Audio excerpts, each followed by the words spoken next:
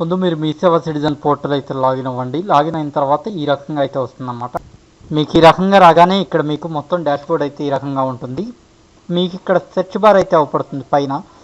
ఆ సెర్చ్ బార్లో మీరు ఇక్కడ చూడండి సిఓఎం అని టైప్ చేయండి, లేదా ఓబీసీ అని టైప్ చేయండి. ఓబీసీ సర్టిఫికేట్ ఇప్పుడు మనం అప్లై చేసేది.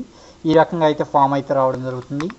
ఇక్కడ మీ ఆధార్ నెంబర్ అయితే ఎంటర్ చేయాల్సి ఉంటుంది. ఆధార్ నెంబర్ ఎంటర్ చేసిన తర్వాత అలాగే మీ టోటల్ డీటెయిల్స్ అనేవి జాగ్రత్తగా ఎంటర్ చేసుకోవాలి. మీ ఇంటి పేరు, అలాగే మీ నేము, మీరు ఎక్కడ ఉంటున్నారు ఏంటి అనేది మొత్తం ఈ అప్లికేషన్ ఫామ్స్ అయితే ఎంటర్ చేయాలి.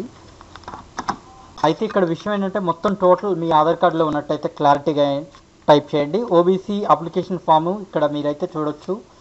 అప్లికేషన్ ఫామ్స్ అలాగే రేషన్ కార్డు ఇవన్నీ టిక్ పెట్టేసి చెక్ చేసేయండి. అలాగే మీ ఫోటో కూడా అప్లోడ్ చేసేయండి. అప్లోడ్ చేసి సబ్మిట్ కొడితే 45 రూపీస్ ఏం కట్ అవుతుంది. ఈ డీటెయిల్స్ అన్ని ఎంటర్ చేసిన తర్వాత మళ్ళీ షో అండ్ కన్ఫర్మ్ అయితే అడుగుతుంది. కన్ఫర్మ్ చేసేసుకోండి. లేదు మేము ఇదంతా చేయలేము అంటే డైరెక్ట్గా మీ సేవకి వెళ్ళొచ్చు. లేదంటే నా కాంటాక్ట్ నెంబర్ అనేది మీకు ఇక్కడ డిస్ప్లే ఇస్తాను.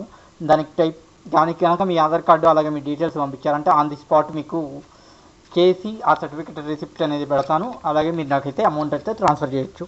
ఈ వీడియో కనుక నచ్చితే మీరు లైక్ చేసి షేర్ చేయగలరు. అలాగే ఓబీసీ సర్టిఫికేట్ ఎలా అప్లై చేయాలి ఏంటనేది తెలుసుకున్నారని చెప్పి ఆశిస్తున్నాను. Thanks for watching. జై హింద్.